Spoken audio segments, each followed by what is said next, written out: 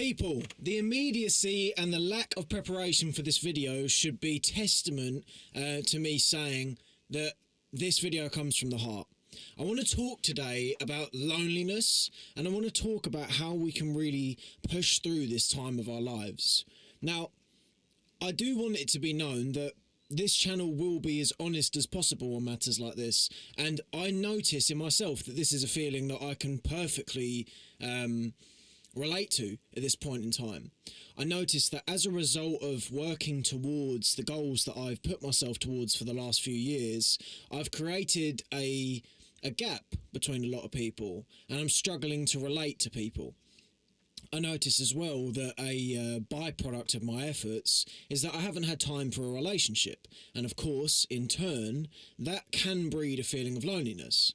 Now, before we go any further into this topic, I do want to distinguish the difference between being alone and being lonely, because there is a difference. I notice that most of the time, when I'm alone, I'm not lonely. It just happens to be that when things get difficult, or when things get to just a certain point in life where you feel like you need some company, that you do feel lonely. Now, my intention for this video is not for some sort of sob story, and I do not want it to sound like I'm totally miserable, because I'm not. I'm quite happy, actually. But I do think loneliness is something that can sort of go under the radar as a result of that feeling. I noticed that in myself, I'm perfectly happy, but I am a little bit lonely. And in that thought, it just occurred to me today that this is something that does need to be addressed. It does need to be spoken of a little bit more, just because it's such an important thing. So first of all, how do you navigate this climate of wanting to move towards goals that are worth moving towards, but not feeling lonely? Now, this is a great question, and this is one that I have to say my best answer for is that you just balance the cards as best as you can in day-to-day scenarios. I noticed that for the most part, when you're working towards goals of value, you're going to have to spend some time on your own. Now, this is where it's important to distinguish that difference between being alone and being lonely, because you can spend time on your own and be perfectly happy, and that is a goal that you should work towards. And you can only achieve that as a goal if you spend time on your own. It's practice being on your own. I think the most important thing to keep in mind when it comes to working towards goals is that this loneliness sort of characteristic is a feature, not a bug. It will come along for the journey, and the most valuable piece of advice that I can put forth for anyone that is finding themselves in this position is that you need to just balance as best as you can.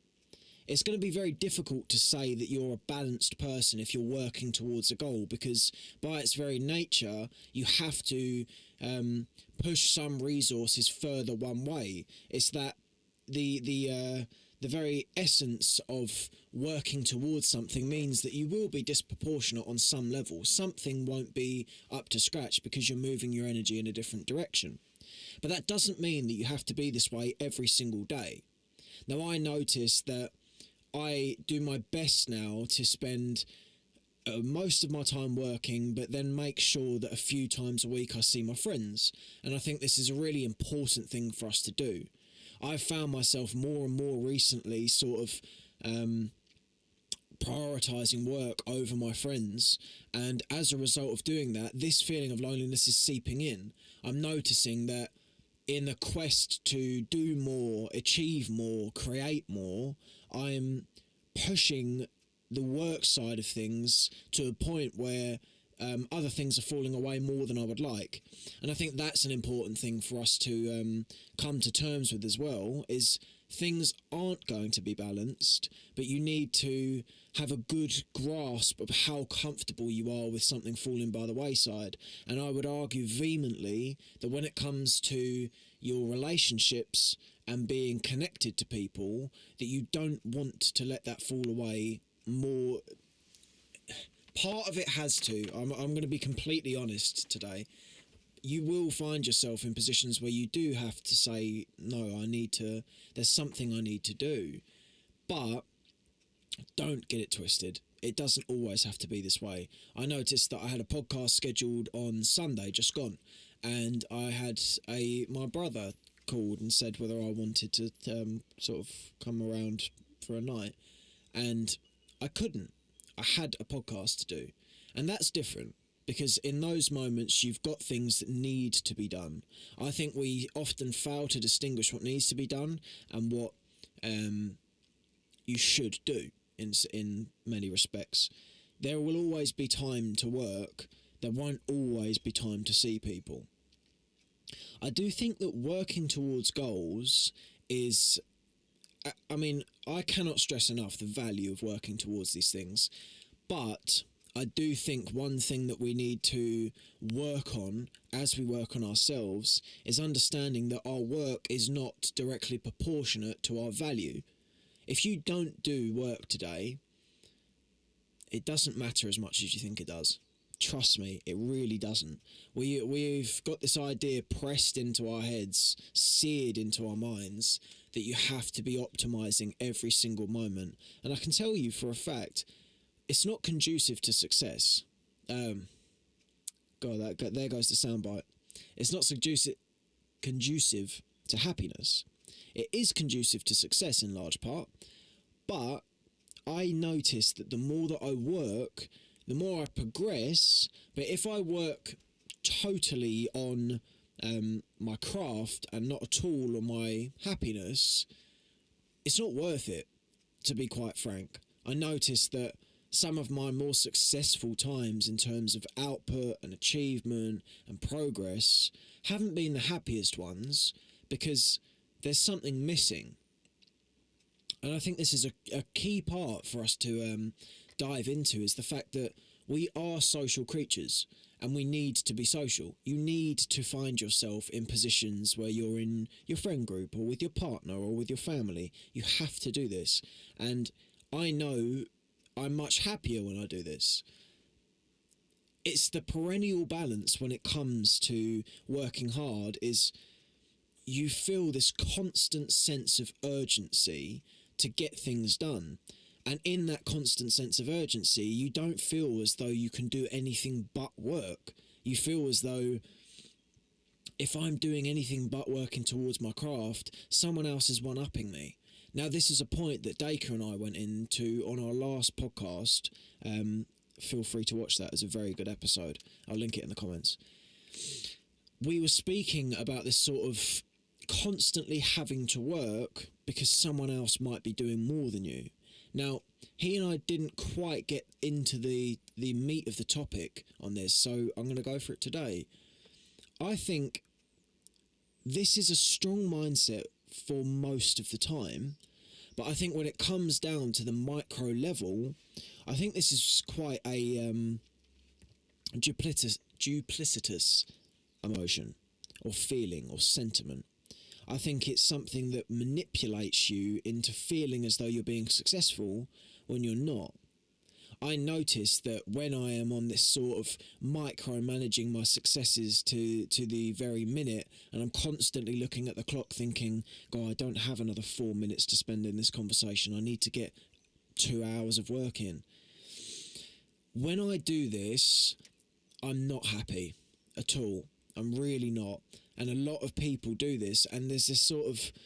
this hustle culture has a sense of urgency about it at all times, and within this urgency, you don't find happiness. You find success when it comes to working hard, but you don't find what you're really looking for. I stand and will die on the hill of saying success does not breed happiness, and in my limited form of success, I know that. I know that there's a great deal of purpose and value to be found in working towards things, but it doesn't end there. If you only look at success, you won't be happy. I can see that. I know that for a fact. But when it comes to sort of micromanaging our feelings, or our actions rather, this is not conducive to success in any respects, because I think we need to redefine what it means to be successful. if you're someone who can't manage to balance the joys of a family life or a relationship or friendships with work, then you're not doing it right. There's something that needs to change. Because in that lack of stability, that lack of balance, that lack of ability to actually control two things at once, you're proving that you aren't as capable as you think you are.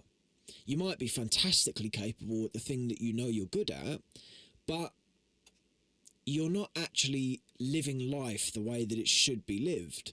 You're not actually working out how to make it work. And this is something that I've fallen foul of doing a lot of times, is sort of trying to make life work around me rather than working around life. And I think the more we push towards working with what we've got and making it work, the more successful we actually are. And on that point, you can make it work.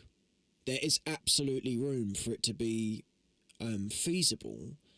It just requires juggling. It requires an understanding of yourself. And I'd say within this juggling that I notice now, I have to be careful to make sure that if I'm with my friends, that I am with my friends. You know, I've noticed I'm due to be going out with some friends soon, and we've got a 2-hour train journey to go on. And that to me already sounds difficult. And the reason why it sounds difficult is because I want to work in that time. I don't want 2 hours on a train, just sounds like time that I could be doing something. And I've been thinking about this for quite a few days now, and it's why I wanted to talk about it today, that you're losing something there. There is something psychologically being lost, that you constantly feel this necessity to prove something, or to make something, or to work on something. And as I touched on before, it's this perennial balance that needs to be somehow found of, in order to be a high achiever and to work towards things that are worth working towards, you have to do a lot of work. You can't get around that. And also within that, you do have to push those boundaries. You do have to find those little moments where you can just get a little bit more in, just do a little bit more. And yet, we still need to learn how to not be so on the clock all the time. We need to learn how to sit on a train and have a conversation rather than get your book out and start writing about something. It's something we need to learn, because it just isn't conducive to long-term growth. There will come a point where this loneliness that we've been talking about today will seep in more prevalently than ever, because you've found yourself now so committed to work that you're losing things that you need. And I think this is something that work does, is it shrouds our judgment when it comes to everything but materialistic success. We look at it and think, on a one-to-one scale, what's more valuable? Me having this conversation or me doing that work? And almost invariably, before we have the conversation, we will think, oh no, the work's more valuable, because the work will put me closer. If I do this work, then I'm ready for my meeting tomorrow. And if I'm ready for my meeting tomorrow, then that means that I've got a bit more time on Wednesday. You can rationalise it a lot more in favour of work. You can't, and we seem not a lot of the time, to look at a conversation and go, this is more important this time because this is my friend. And my friend is someone who's valuable, and I appreciate them.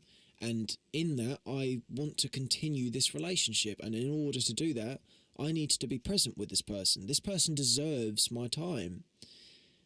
I think the self-improvement industry is inherently selfish, and a lot of me doesn't resent that, because I am someone who thinks that if you can work towards the best version of yourself, that you're more likely to be the best version of yourself for other people.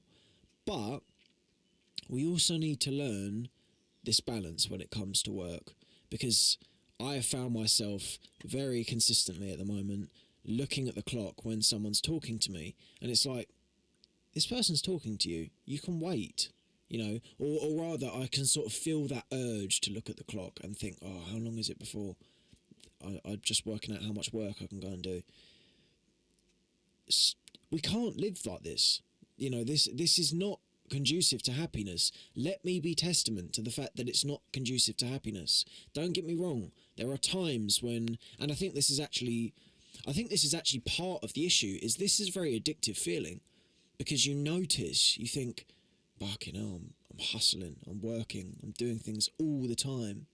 And it gets that sort of satisfaction in your head, because you think, I'm always doing what I need to be doing. I'm really grafting. And that, of course, feels great, because it is great, because it is something you should do.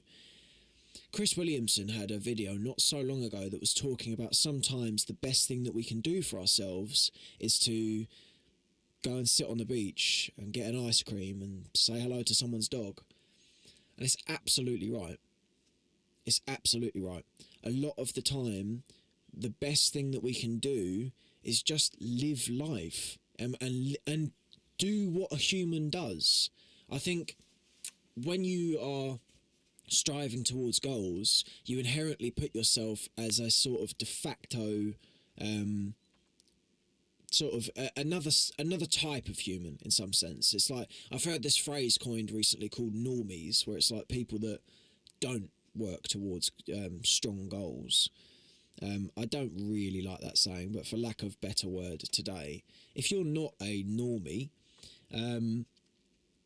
you sort of put yourself out of the stratosphere, out of the category, to the point where you don't need to be the one sat on the beach, because you should be working.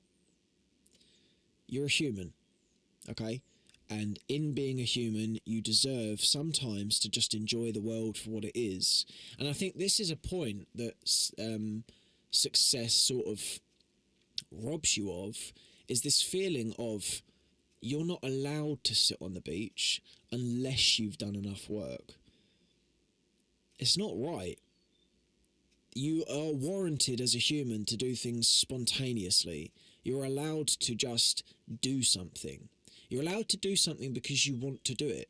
And you should afford yourself the right, the luxury, the necessity of doing things sometimes just because you want to. I think this is a great misconception when it comes to work, is that you constantly need to be working. You need to be working a lot of the time. You can't, I'm not going to sugarcoat that. You do have to put quite a lot of your time towards goals, but you can break the mould. You can do other things. It's this sentiment that I found very recently, that in making one mistake, I'm not standing to make a comment on my character as a whole. You can do something that stands left of field when it comes to your principles or your what you would normally do, and it not mean that you're suddenly falling off the edge of the cliff. I've noticed recently that I think I'm wanting to be on a good diet, and if I eat a poor meal, all of a sudden I'm thinking, God, am I slipping back into my old ways? Am I going to put 3 stone on all of a sudden? And it's like, no, you're not. You're not. You've had one meal. And I think this is a really important thing for us to remember, is you can just do things for the sake of doing them. Trust me on that. You can do something because you want to, and there is nothing wrong with that. Self-improvement is something that is absolutely valuable, and we have to do it. But sometimes we don't. And on that point, sometimes we need to realise when things aren't as they should be. You know, for me, for instance, I notice that at the moment, my life is a happy one. And I'm doing well. I'm working towards the things that I want to be working towards. I can see progress, and I'm happy with that. But I also notice that there is a part of me that is not the way it should be. And that part of me is, ironically, the social one.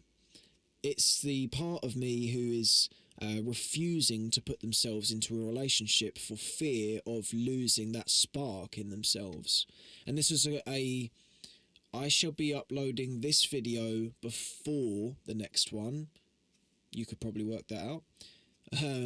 But the next one, I will be talking in depth on that point, because I think that's something really important. So stay tuned for that. That'll be out in 2 days' time. I do want to sort of encapsulate this video by just talking about essentially bearing the brunt sometimes.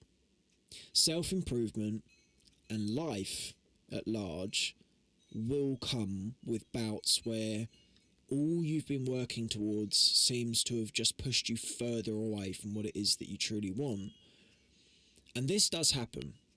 You know, sometimes I've noticed in myself that my quest for value, or sort of subliminal quest for value, in the form of hard work, has put me closer to being of someone that I constitute as worthy of love and being valued.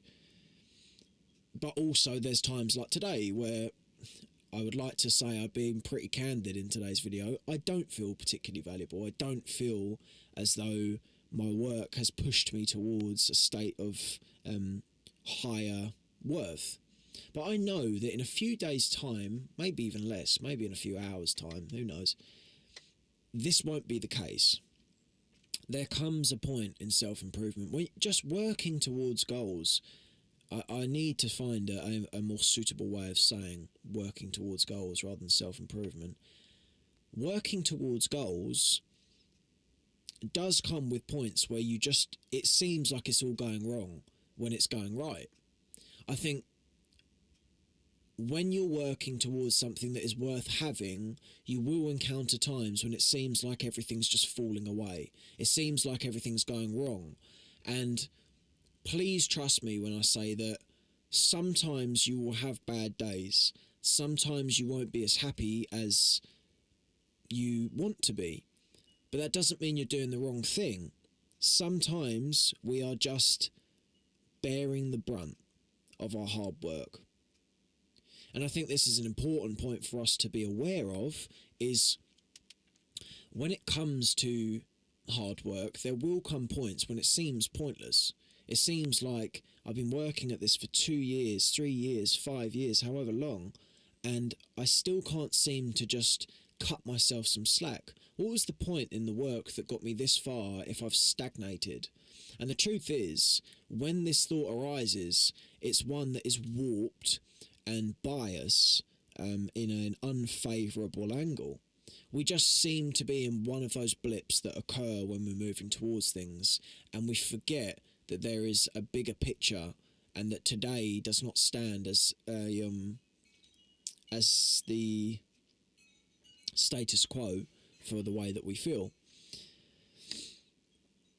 Yeah, I think that's what I needed to say today. I have to say, as I said at the start of this video, this channel and me, you and I, intend to have as honest of a communication, a conversation as possible on these topics, because ultimately there is no point in me coming on this microphone and saying a load of shit that someone else has said. I want to speak about what is important to me, and I hope that, given the fact I know a lot of people feel these ways, I know that people struggle with these issues, that hopefully I have got something that someone at least can take some value from. I'm not going to be a pithy phraser a lot of the time. There will come points where these videos are just like this one, I suppose. Just the way that this one is, where it's just an honest communication off the top of the head. A lot of the time in my podcasts, I'll have prompts where there will be certain topics that I want to talk about or look into. That hasn't been the case today. Today, I came back from work and I was tired, and I felt the way that basically it's probably come across today. And in such feeling, I thought there's some value here. There's something that someone might be able to hear and feel understood. So with that being said, I have had my one sip of tea for this video. The tea's cold and it's shit, so I might be able to give you good advice, but don't ask me to make you a tea. People, thank you very much for your time. Love you all.